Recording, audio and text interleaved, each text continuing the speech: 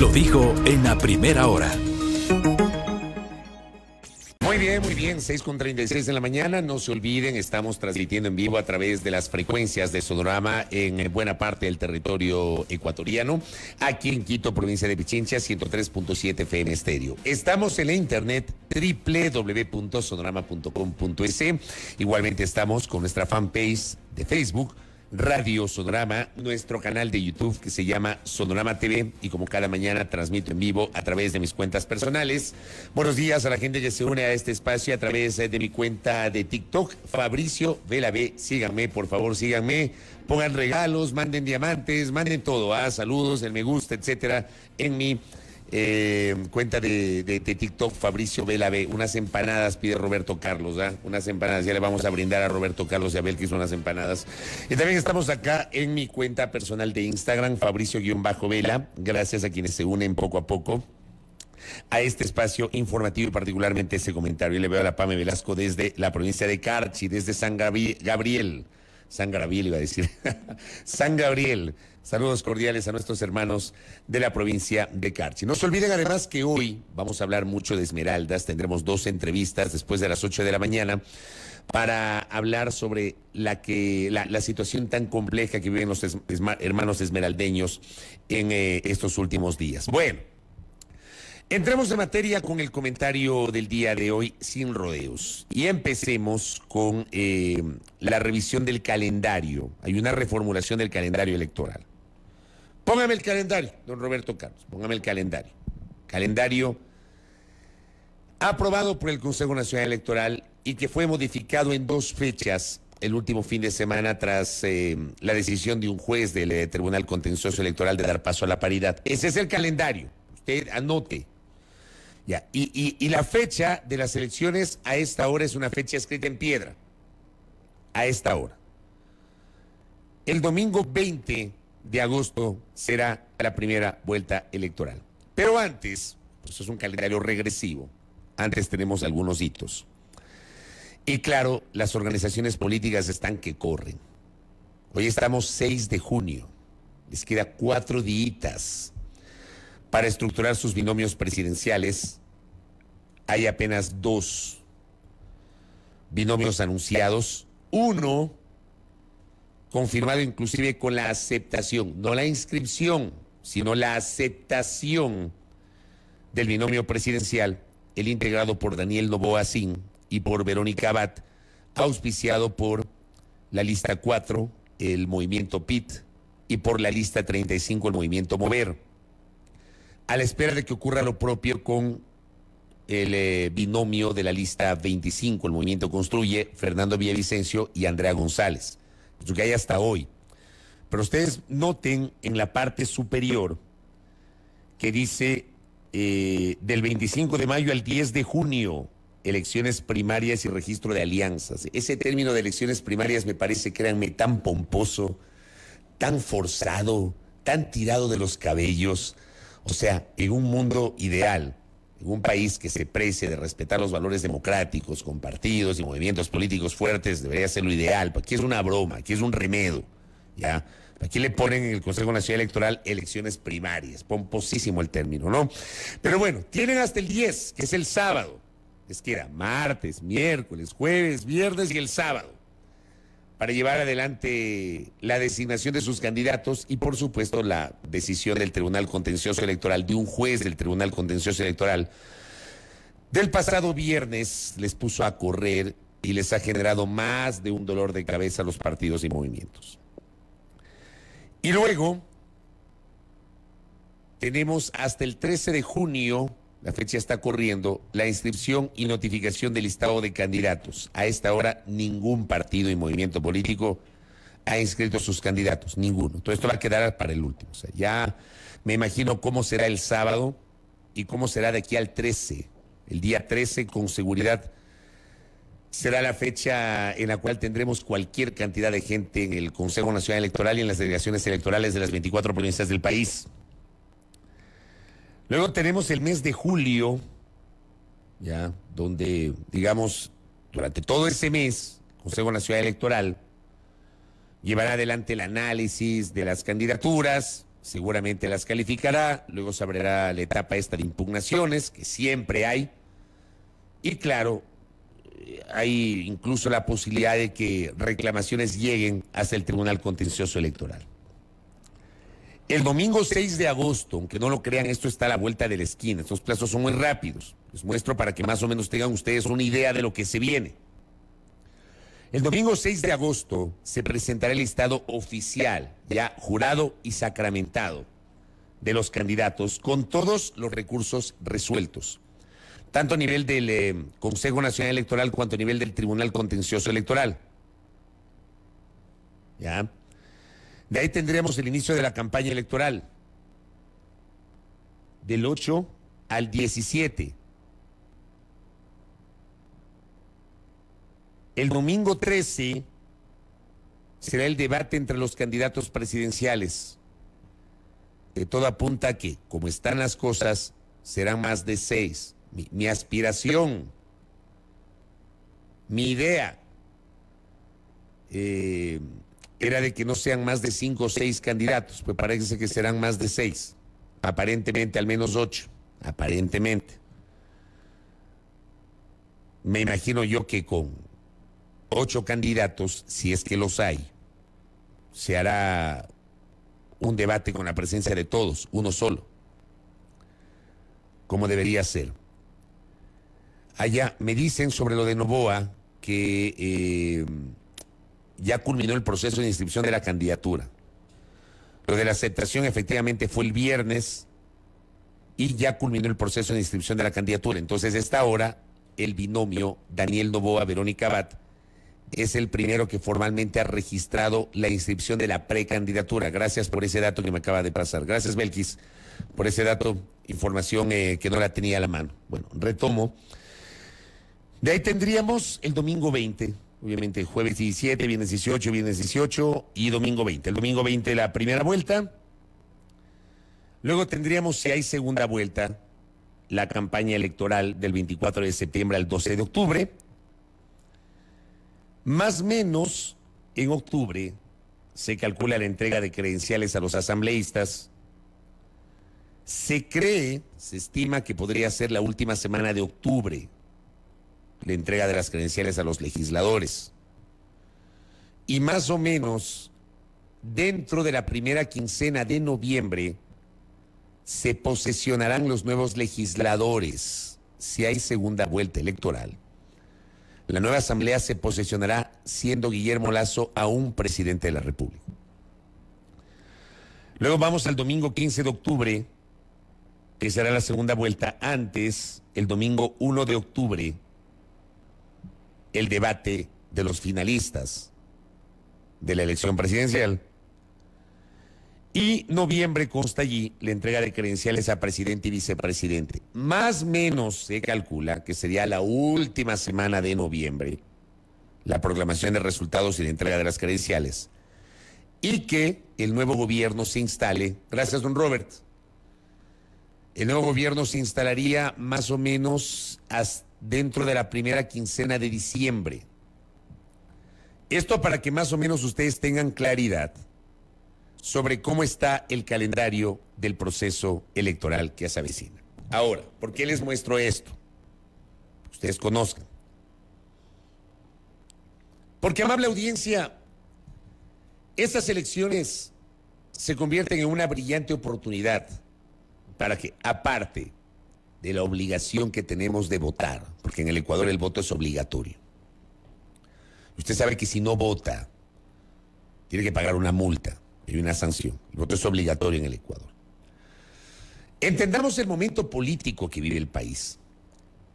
Y entendamos lo que pasó el 16 de mayo con la decisión del presidente de la República de disolver la Asamblea Nacional, que da paso a estas elecciones anticipadas.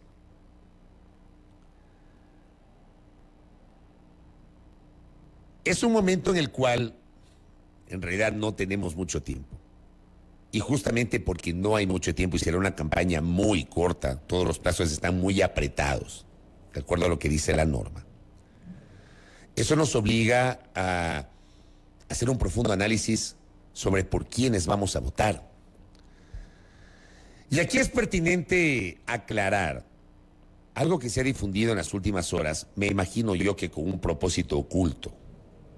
Algunos opinadores, algunos portales de noticias, me parece a mí, sin ningún tipo de rigor, sin ningún tipo de argumento, se han dedicado en las últimas horas a difundir una mentira de que supuestamente los asambleístas que fueron cesados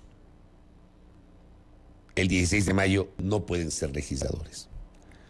Y algunos, incluso gente que no cree, publica cualquier cosa, han generado una interpretación antojadiza y forzadísima del artículo 50 de la Ley Orgánica de la Función Legislativa. Póngame el artículo 50 de la Ley Orgánica, por favor, de la Función Legislativa. Tenga la bondad, Roberto Carlos. Okay.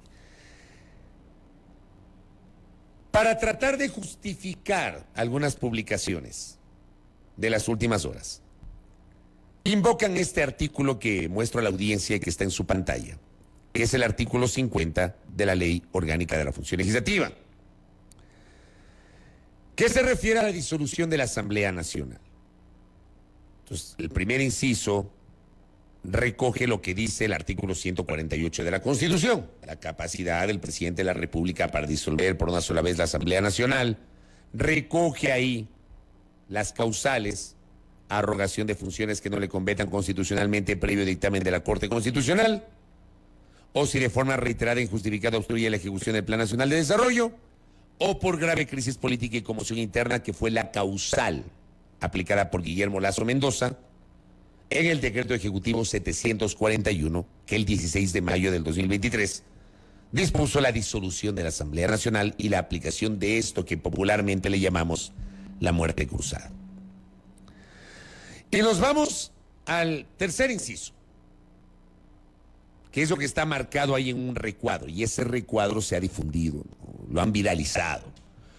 Esta disolución, dice, terminará de pleno derecho los periodos para los cuales fueron designados las y los asambleístas. Adicionalmente, dicha disolución provocará la terminación anticipada de los contratos del personal legislativo ocasional. Esta disolución no otorga a las y los asambleístas ni al personal legislativo ocasional derecho a reparación o indemnización alguna. Yo quiero que ustedes lean detenidamente. Aquí no se precisa ser abogado. Yo no soy abogado. Y probablemente muchos de ustedes no son abogados. Quiero que lean el artículo. Y si estoy equivocado, les ruego que me hagan entender. Porque ¿en qué parte del artículo 50, tercer inciso de la Ley Orgánica de la Función Legislativa, en qué parte se dice que los asambleístas cesados no pueden ser candidatos? ¿En qué parte? Yo lo encuentro, o sea, yo he leído el artículo como 10 veces. En ninguna parte dice que no pueden ser candidatos, que no pueden volver a optar por una candidatura para buscar otra vez ser parte de la Asamblea Nacional, que debe ser elegida para completar el periodo de la Asamblea disuelta hasta el 13 de mayo del 2025. No es que vamos a elegir el 20 de agosto una asamblea para 4 años. Elegiremos una asamblea para más o menos 1 año y medio. Hasta el 13 de mayo del 2025, porque el 14 de mayo del 2025 deberá posesionarse otra asamblea que elegiremos como otro gobierno seguramente en febrero del 2025. Porque febrero es la fecha, es el mes en el cual se desarrollan los procesos electorales, haciendo el cálculo de que en mayo se debe posesionar. Mayo 14, la nueva asamblea, mayo 24, el nuevo gobierno. Gracias, don Robert.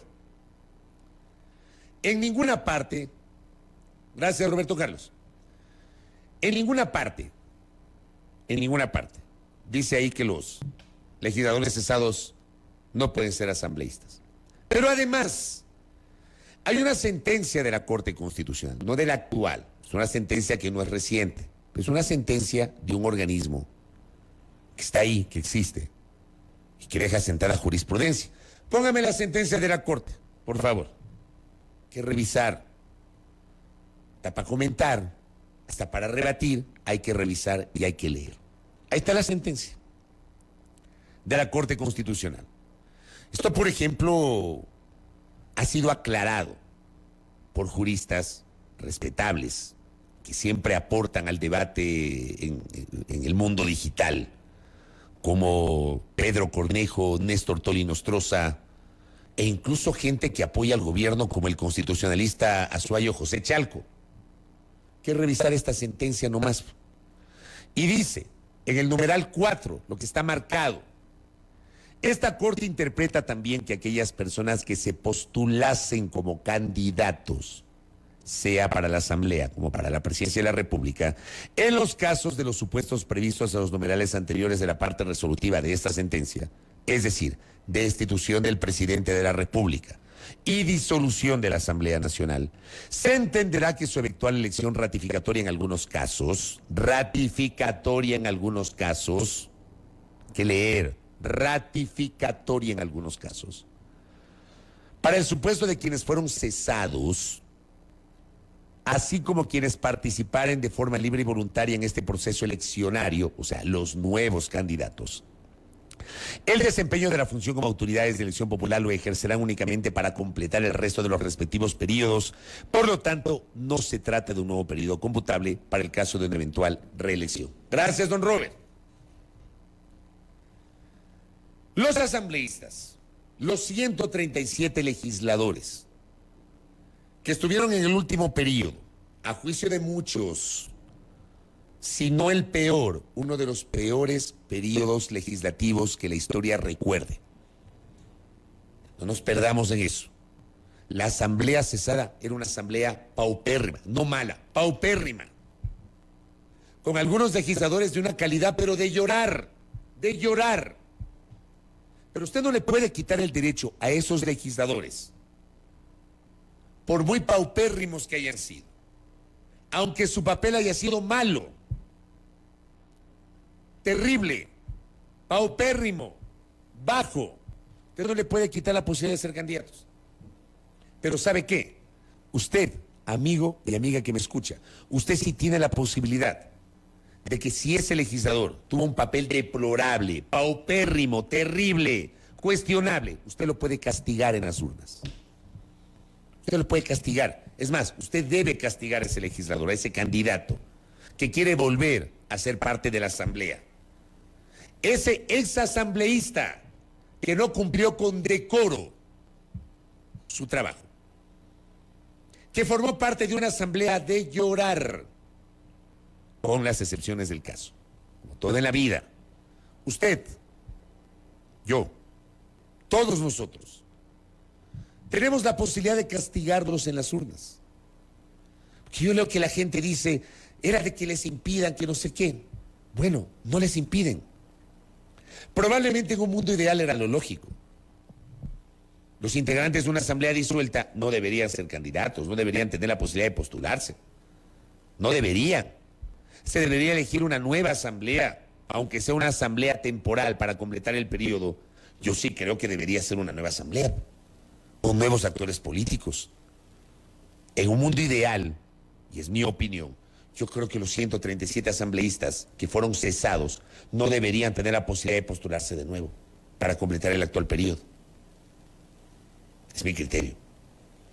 Yo puedo opinar eso, pero la norma dice lo contrario. La norma dice que tienen la posibilidad de ser candidatos. Bueno, si no nos gusta, castiguémoslos en las urnas.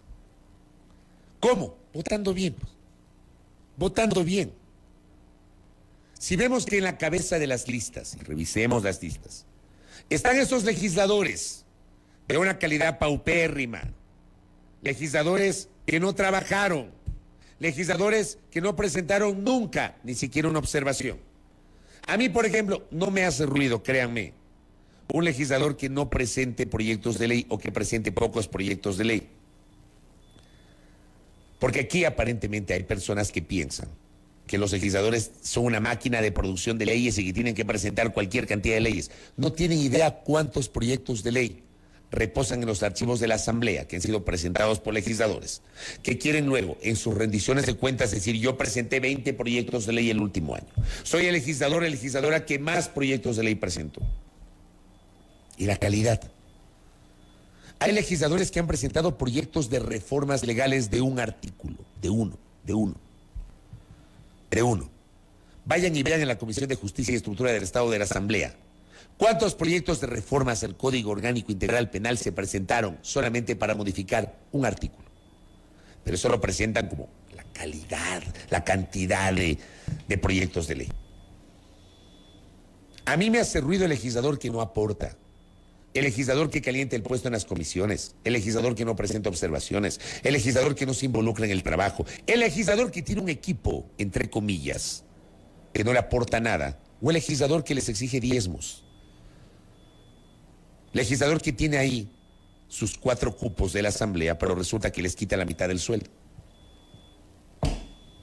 Hablemos la plena. Hay legisladores que trabajan, sin duda. Sin duda. Pero hay otros que van a calentar el puesto y que lo que hacen es quitarles la mitad del sueldo a sus trabajadores. Con esta figura de los diezmos. De eso no se habla. Poco o nada se habla. Entonces, votemos bien. Si vemos y no estamos de acuerdo con que los exasambleístas hoy se vuelvan a candidatizar, no les demos el voto, castiguémoslos en las urnas. Al menos yo le veo así. Pero por supuesto, también. Claro, aquí me dice Andrés, ¿dónde está la responsabilidad de los ciudadanos como votantes, como sujetos pensantes? Es lo que yo digo. O sea, el ciudadano yo leo que se queja, que sí, que estos legisladores, bueno, asumamos la corresponsabilidad que tenemos nosotros como electores. Por cierto, la responsabilidad primigenia es de los partidos y movimientos. Yo siempre digo, no hay que trasladarle la responsabilidad total al ciudadano. La responsabilidad primigenia es de los partidos y movimientos, que irresponsablemente ponen a gente de llorar encabezando listas. También depende de nosotros, como sujetos pensantes, como dice Andrés. La democracia genera derechos y responsabilidades también. Esto es de doble vía. Absolutamente de acuerdo. Completamente de acuerdo. El doctor Diego Lucero, quien envió un abrazo, que conoce de estas materias, me dice, la Asamblea no es una fábrica de leyes. Así es. A mí me da chiste cuando, por ejemplo, veo algunos que dicen, la Asamblea no ha producido nada. Por el amor de Dios, hagamos un análisis cuantitativo. Perdón, cualitativo, no solo cuantitativo. Un análisis cualitativo de la calidad de las normas y no solamente de la cantidad de leyes. Al legislador se lo miden los debates y aportes en la discusión de las leyes. Vean, hay legisladores que no dicen nada en el pleno, pero aportan mucho en las comisiones, porque en las comisiones es donde se construyen las leyes. No en el pleno, en las comisiones. Y ahí es donde hay que ver la calidad del legislador. Y Diego aporta algo que es absolutamente necesario y de lo cual poco se habla. Hay que cambiar el modelo clientelar de manejar la Asamblea Nacional. El modelo clientelar. Hay proyectos de resolución que a mí no me gustan. El proyecto del mazapán, el proyecto de ley del proyecto de resolución del bizcocho. Hay proyectos de resolución que creo que están de más. Pero me parece a mí absurdo que solamente nos enfoquemos en los proyectos de resolución sin entender la lógica, la dinámica de la función legislativa. Esta oportunidad, la que tenemos, la que se nos abre, es brillante. Una brillante oportunidad para que nosotros seamos corresponsables de la asamblea que se va a instalar. Cales de Loja me dicen, ¿cómo castigar a los asambleístas que no han trabajado si toca votar por listas, no por personas? Entonces toca elegir a todo un grupo donde quién sabe que haya. Es pertinente esto que dice el oyente y le agradezco su comentario. Por eso yo hablaba de la responsabilidad primigenia de partidos y movimientos. Pero vea, si a usted no le gusta esa lista, no le gusta ese candidato, no vote por esa lista y no vote por ese candidato. No vote. A mí, créanme, a mí no me gustaba el voto entre listas, porque yo siempre he defendido, quienes hablan, siempre he defendido el voto ideológico. Yo creo que el voto ideológico está marcado por la lista, no votar por personas. Porque el votar por personas termina desnaturalizando el voto ideológico porque usted termina votando por el más conocido no necesariamente por el que comulga con su línea ideológica, sino por el más conocido. Y luego el método de asignación de escaños pulveriza la posibilidad de que la persona por la cual usted votó llegue finalmente a ocupar un cargo en un cuerpo colegiado como la Asamblea Nacional. Hay gente que ha tenido muchos votos a nivel personal, pero resulta que en la sumatoria de la lista no le alcanza y no ha logrado llegar a la legislatura. Es parte de la distorsión del sistema. El problema es el sistema. El problema en el Ecuador es el sistema. Entonces, yo insisto, para mí la responsabilidad primigenia es de los partidos y movimientos, sin duda alguna, pero no rehuyamos la nuestra. Nuestra corresponsabilidad como sujetos políticos, como ciudadanos que vamos a votar por alguien, por un binomio presidencial o por una lista de asambleístas, los nacionales y los provinciales. Si no nos gusta, castiguemos con el voto a aquellos que irrespetaron la confianza que en 2021 les otorgó el pueblo ecuatoriano. Ya depende de cada uno de nosotros. Eso por un lado, dentro del comentario. Por otro lado, digamos, hay excesos que deben ser mencionados y que no pueden quedar en el aire. Yo creo que es prudente y que es necesario que los integrantes del Consejo de Participación y Control Social, sobre todo los que hoy aparecen o son más visibles, le bajen un poquito el nivel, la calentura, los decibeles, le bajen un poquito. Porque a mí me parece que este consejo, que no tiene ni un mes, está complicándose solito la vida, metiéndose en cosas que desde mi punto de vista no le competen, haciendo un ruido sobre cosas que son menos importantes respecto a sus propias funciones. Y además, otra vez arremetiendo contra cierto segmento de la prensa. Ustedes saben, sobre todo aquellos que me siguen permanentemente, saben perfectamente cuál es mi posición sobre los excesos de la libertad de expresión. Yo soy un convencido de que la libertad de expresión tiene límites. Yo, al menos en mi ejercicio profesional, yo procuro no rebasar las líneas rojas que yo mismo me he autoimpuesto, y no se trata de autocensurarse. Se trata de entender cuál es la naturaleza de la libertad de expresión. La libertad de expresión tiene límites. Yo no puedo decir alegremente porque me amparan los pronunciamientos internacionales, los estándares internacionales, decir lo que me plazca. Tengo que decirlo con argumentos, con rigor. Dicho esto, insistiendo en que sí hay opinadores, medios, colegas que desde mi punto de vista, y es el mío, no entienden los límites de la libertad de expresión y dicen cualquier cosa. También hay que exigir al poder que se relaje un poco. Pues. Póngame la caricatura. Esta es una caricatura de Bonil. A Bonil le guardo profundo respeto. Muchas veces discrepo con lo que publica. Eso no significa que yo me enemiste con Bonil, ni mucho menos, porque la crítica es absolutamente constructiva y, al menos de mi parte, nunca mis colegas van a recibir una arremetida, porque, digamos, yo sí creo que son nuestras audiencias las que tienen que juzgarnos más que entre colegas, nuestras audiencias. Esta caricatura pudo haber gustado a alguna gente y otra gente le pudo no haber gustado. Es una caricatura de Allen Berbera. Entonces ahí le ponen una flash memory con el mote de Chucky Seven. Para los que no se acuerdan, Allen Berbera fue el abogado del presidente Rafael Correa en aquel tiempo, cuando presentó una demanda contra el diario El Universo. Demanda que quiero contarles, sobre todo a quienes me siguen en los últimos tiempos y que tal vez no me escuchaban en aquel tiempo.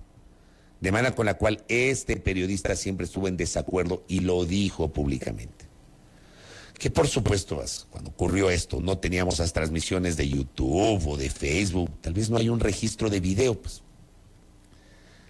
Pero les puedo asegurar que desde mis espacios comunicacionales, cuando se presentó la demanda de $40 millones contra el Universo, a mí sí me pareció un exceso del poder de turno.